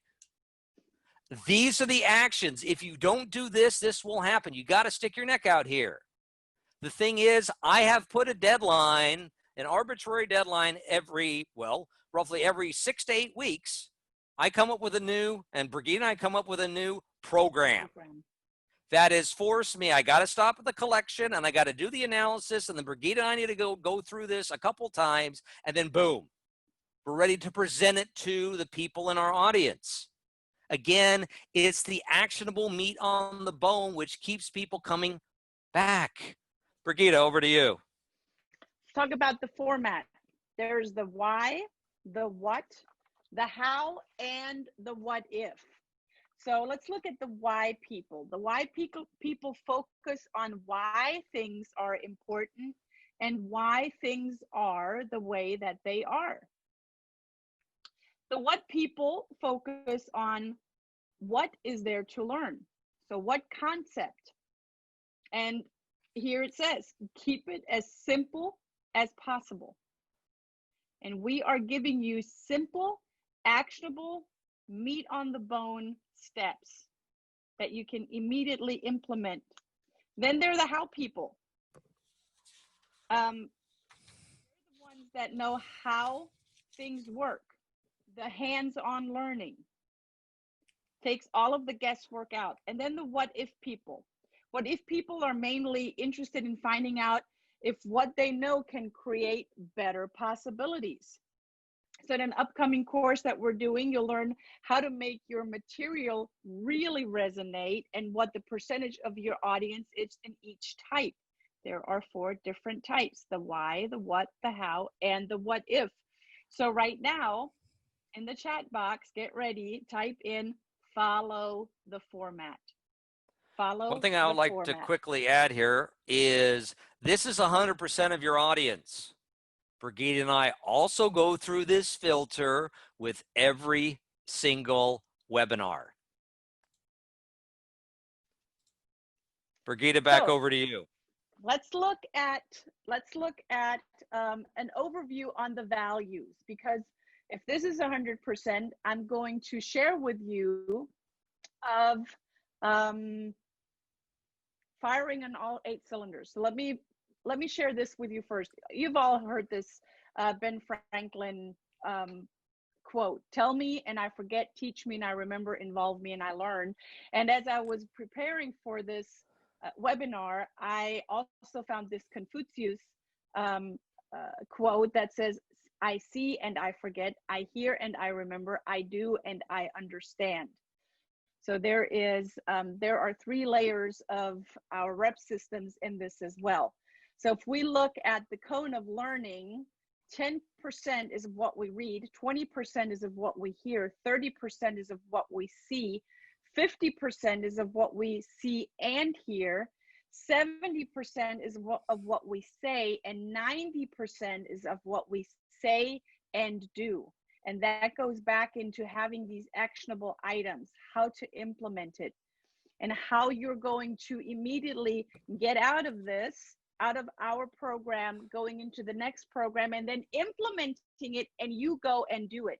Because NLP is all about learn, do, teach, learn, do, teach, learn, do, teach. And we set you up for absolute and complete success. So let's talk about the 8 cylinders of our language. So there is the first 4 cylinders, which is our rep system language and our word catalog of auditory, digital, visual, auditory, and kinesthetic. If we look in the dictionary on auditory digital, which is, you know, very much the process of how we process information internally, that would be John Kurth right here. Picture book, auditory digital. I am very visual. We have clients that are very auditory. They must hear it rather than see it. And then there are the people that are really hurting right now because we cannot physically connect with them, and connect is another kinesthetic word, physically touch them. So in order to really reach out to them, which is another kinesthetic word, we must implement this word catalog of the kinesthetic representational system to reach them and reach out to them and connect with them on a deeper level. And then there's the other 4 cylinders to make up the 8 cylinders, and that is the value-based language. So there's the values of the blueprint, which is if we go by 4-letter words for each of these, the blueprint 4-letter word would be plan, P-L-A-N. They're all about planning and structure and strategies and processes. If we go by the 4-letter word of the action, that would be best. They're all about freedom, flexibility, fun. They always want to have the best of everything. They're the life of the party. Then we have the values of the nurturer, and the 4-letter word would be care. They're the ones that are seeking harmony, and they're the peanut butter of any community, right? They keep things together. They're the caring, they're the nurturing, they're the relationship people. They're the ones that are always all about integrity and ethics. And then there is the no, and here we have another picture book no person, and that again is John Kurth right here, that values facts and data and information greatly.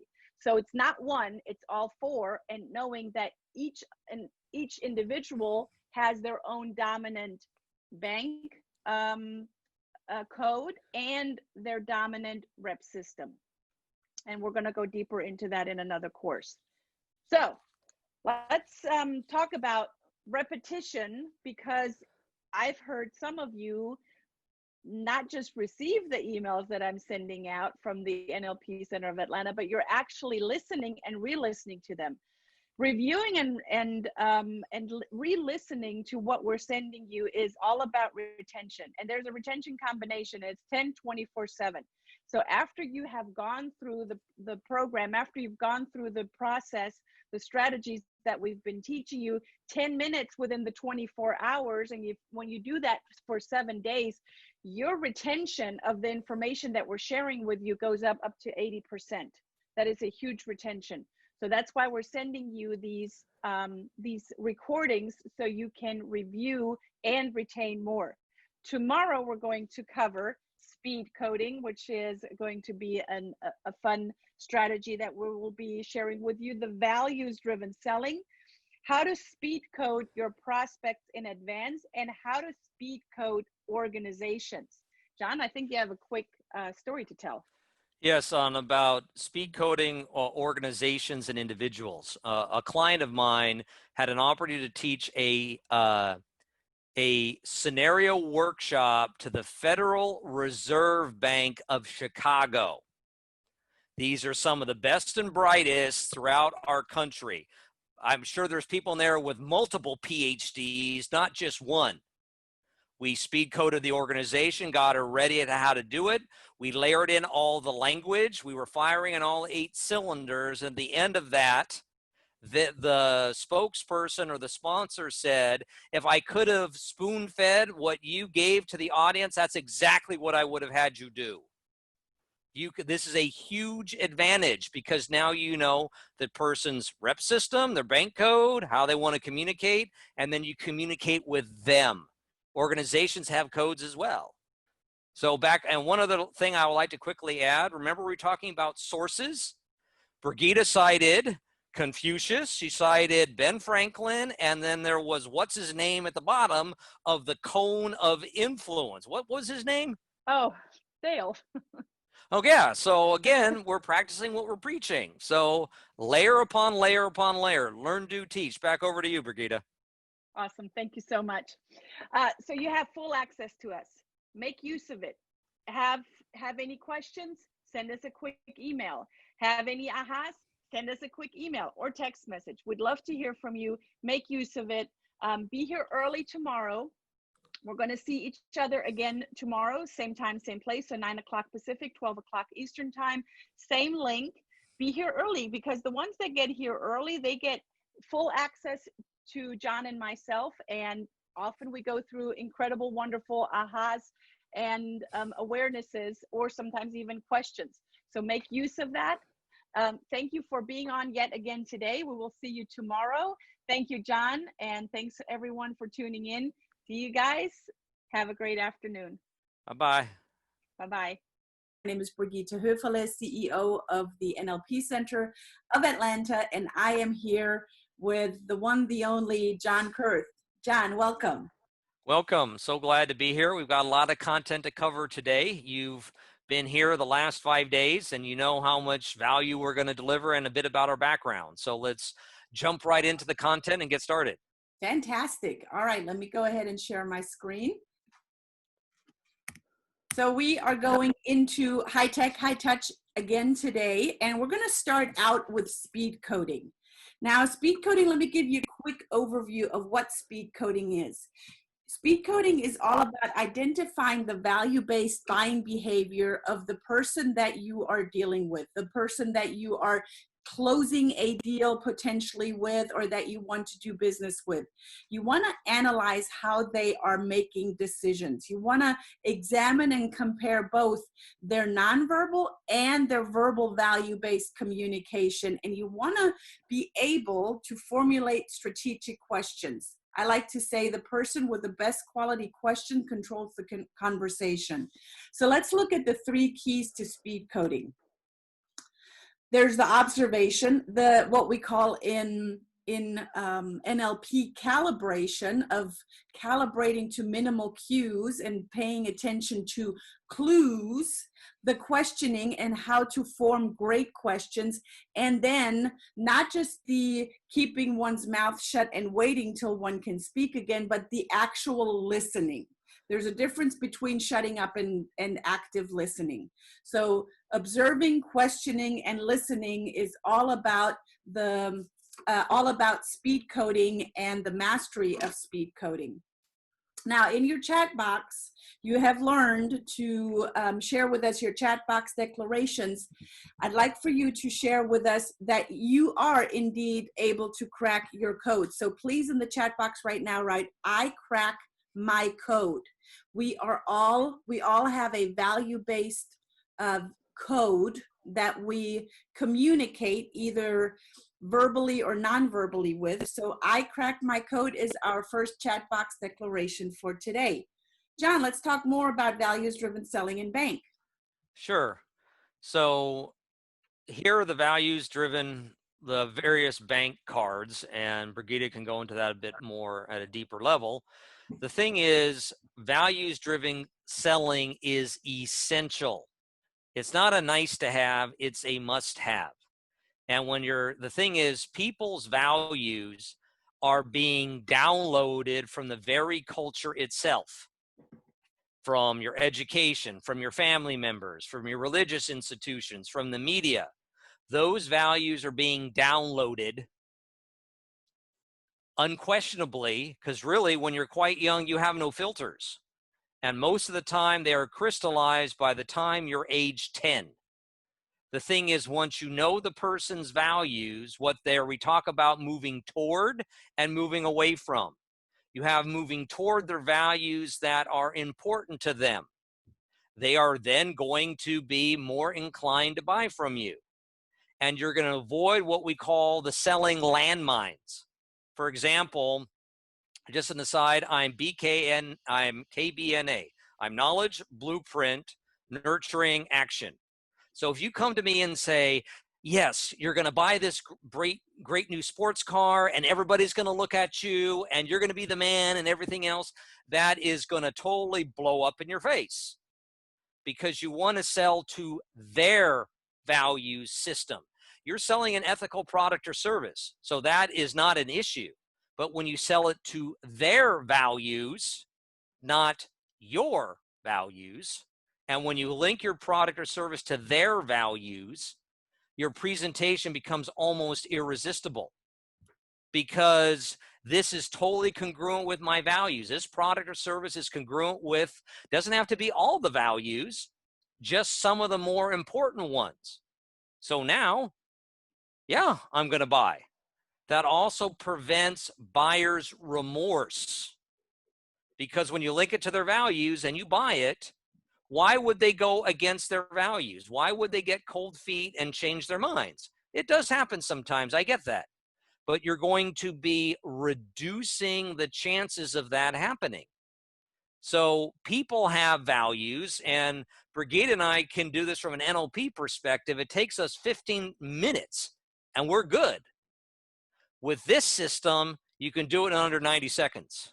It's that fast and it's that powerful. Is this similar to like the DISC personality profile? A key distinction. DISC is about how the person thinks themselves, Right, which is true. right. But that is going to take you an hour to go through the questionnaire. I'm going to sit through an hour of this? No way. 90 seconds, you get everything you need to know, like that. And once you're calibrating on the behavior, how they answer it, what's the right order and sequence. Some people do it like, well, I don't like this one, and they throw it like they're dealing a deck of cards 3 feet away from them. So what? Now we know, let's avoid talking about that one. Right. So not only do people have these, organizations have codes as well. Next slide. I think we're on to the next slide on that. Brigitta, why don't you pivot on that a little? I mean, you're as well versed in bank as I am. She's even more well versed. Absolutely. So, what John just said, the knowing what the other person values, that can take time to learn that, or you can use the cards, what we just showed you in the slide before. And I have been teaching corporate customer care teams to start paying attention to clues, either while they're on the phone listening to someone, what is the word catalog that they're using, or they become really good at looking at social media, at the about page of someone, on their Facebook page, or even paying attention to clues in the language in an email that one is getting. So we're going to go dive deeper into this landmine of information that you have right there at your fingertips, on LinkedIn, on Facebook, in emails. John's going to talk about organizations in a little bit, in their about page on their website. If you're working with someone that has their about page on their website, or in any other social media platform or application. Make sure that you start paying attention to, are they more risk averse? That's a clue. Are they all about fun and adventure and they keep jumping from this to the other job or organization? That's a clue as well. Do they love to gather more credentials and more certificates and degrees and all of that? Those are all clues that you take. You can take information from and make a conclusion. So everyone is an open book. Specifically nowadays, we have every people on our fingertips if we Google them and find them on social media. Frederick Douglass actually put it really well in this quote: "The crimes of a civilization are written all over the language." So paying attention to people's language, not necessarily what the untrained eye is seeing, but now we're training your eye and your ear of what the clues are that you're paying attention to, because a person's code is written all over their LinkedIn page, all over their Facebook page. And we're going to explain this process in much more detail in the upcoming program. So let's talk about speed coding for organizations, John. And to build off of that, Brigitta, I have a saying: everyone's an open book. Everyone is an open book. Now, why do I say that? Even there's something that's called micro tells, is where your crow's feet are. That is what the CIA and FBI are trained on, because even if you have the greatest poker face, these are called micro tells that tell you what you're feeling. That's why you might have seen on the World Series of Poker, not only do some of the players wear sunglasses, but they have the gargoyles, the wraparound sunglasses that conceal these. Everyone's an open book. You can use that ethically to your advantage. So people have codes. Organizations have codes. Philip Morris of Marlboro fame. When I was working and living in Taiwan, one of our corporate clients was Philip Morris. We moved their people in and around, and I was talking to them about doing a corporate move from one office to an even bigger office. And in the lobby, there's all these boxes of cigarettes, like boxes of candy, and there's a sign that says, "Thank you for smoking." That's all about independence. I'm going to do whatever I want. Nobody's going to tell me what to do, even if it's going to hurt me. Yeah. Thank you for smoking. That has a very distinct code. IBM is known as Big Blue, blueprint, code written all over it. So, and for one of my clients, had an opportunity to speak for 90 minutes to do a scenario-based training to the Federal Reserve Bank of Chicago. People there, I think you just have to have a PhD to get into the door. I'm sure some of them might have two PhDs. Well, that had a distinct code. Now, it was really kind of a tie, knowledge blueprint. But then you've got the company level code, which gives you information. You're going to see the official story, the official code from the company's website. But then to the individual's code, now you get to their individual code. Now, if an action person would last about a month max at the Federal Reserve Bank of Chicago. Even if they had a PhD, they'd be out of there within 30 days. Just, it wouldn't happen. It wouldn't last. So once you have the organizational code, which gives you a ton of information before you're going in to sell them, whatever it is you're going to be selling, or just having a discovery conversation, and the individual code.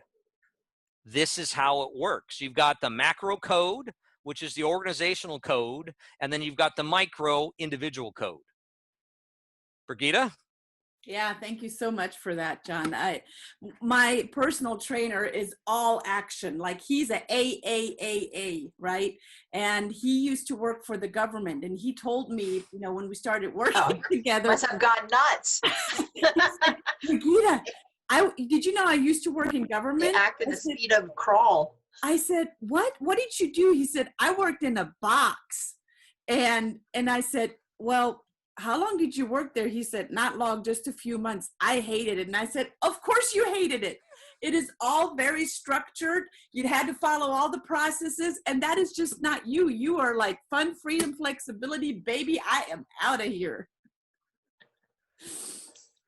Let's go into the experts with the hearts. That's who we are. That's what John and Brigitta are all about. And that is a beautiful balance. And that's what this entire course is about. It's about the balance of the high tech and the high touch. And leaders are listening. And that's what John and myself have been doing. And there are people that coming back to us and saying, look, I know that now I know what I don't know, and I want to learn more. I want to go deeper, and I'd love to learn more of the advanced strategies that you have to share with us within this program. And that's where our next high tech and high touch mastering the application was birthed. So mastering the applications is not just from a high tech point of view of the applications of Zoom and the presentations and everything that we can share with you from a high tech point of view, but also the applications of NLP and the high touch that comes with that, and the word catalogs, and the how you can be more kinesthetic with actually having that immediate distance to each other, or lack of distance for that matter. So we are going to start the Mastering the Applications Advanced 6 Series course. It is a 6 hours, every day, 1 hour of content-rich material that you will immediately apply to what you're doing. It starts next Tuesday, September 8th. That's next Tuesday, and then continues Wednesday the 9th, and then Thursday the 10th. And then the Tuesday after that, September 15th, Wednesday, September 16th, and then Thursday, September 17th. So this is, again, an ongoing course, Mastering the Applications. We start at 9 o'clock Pacific time, 12 o'clock Eastern time, and it will be 1 hour each every day for 6 days, Tuesday, Wednesday, Thursday next week, and then the week after that, Tuesday, Wednesday, Thursday again. So let me share with you a little bit. Oh, I don't know why this is a little shot. I apologize. So we're going to, let me fix this real quick. I apologize. This kind of slit. There we go. All right. So we're going to share with you within these 6 hours, the scripting, using your language with precision, the integrating the human communications model, the incorporating the 5 archetypical gestures that work across all cultures, and then also incorporating the 3 contextual gestures, leveraging the context, what we are all about in NLP, incorporating the language of touch, which is essential in this time of social distancing, making your video presentations even more high-tech and high-touch of what we have covered in the past 6 series, and continuing in this advanced course. Then going into the language patterns and advanced language patterns you can use now. Going into the value-based word catalog to reach 100% of your audience. The representational system and the predicates, what we have shared with you on the word catalog. Firing off on all 8 cylinders, right here, firing off on all 8 cylinders. Speed coding for rapid influence, going deeper into speed coding. How to run a workshop over several days while maintaining your enthusiasm and energy and not feeling completely drained.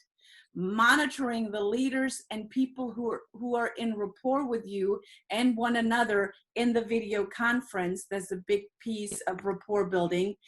Mirroring and matching one-to-one or one-to-many on your video conferences. Online closes that work. This, if we would just teach you that, it would be so worth and much more. Before, during, and after video conferencing strategies. Edification, how to establish your credibility. Why do people listen to you? Why on earth would they continue to listen to you? Because you have a huge credibility. The teaser curiosity video, the importance of syntaxes, and the secrets to syntax design. The format, why, what, how, and what if, using the format for your content development. Cycling through kinesthetic, auditory, visual in your presentations. There is a cycle to that. Power scripting your presentation. Value-based selling secrets. I'm going to share that with you as well. Scripting your presentations for visual, auditory, kinesthetic, auditory, olfactory, and gustatory. Decision maker influence prep and form, and advantage of team selling with 2 people online. Woo! So I know, it's exciting. We had so much fun planning this, Geraldine. So this is the Mastering the Application. It's the Advanced 6 Series course, content-rich material that you will apply immediately starting next Tuesday. 3 days next Tuesday, Tuesday, Wednesday, Thursday. 3 days Tuesday after, week after that, Tuesday, Wednesday, Thursday. Starts at 9 o'clock, ends around 10 o'clock. That is Pacific time. Other people pay the full value, $1,297. You're not other people though, so you will not pay $1,297 because you have full access to us, the experts. Therefore, it is only $597. Now, you want to invest that kind of money in you because you will continue to do these courses. So you want to do them with all of the secrets that we are sharing with you. So $597, we're all about leading other leaders. We are all about setting our leaders that we work with up for success. The space is limited and it's $597. All you need to do right now, put in the chat box, I'm in, and let us know that you are going to continue with us next week as we will continue with you. And as you are continuing your video presentations, might as well make them really, really, really good. If you have any other questions, you're also welcome to send us an email, info@nlpatlanta.com, or send us a quick text message. But right now is the time to let us know that you are in, that you are continuing with us starting next Tuesday. And that is 2 NLP Grandmasters bringing you, as always, rich and actionable content.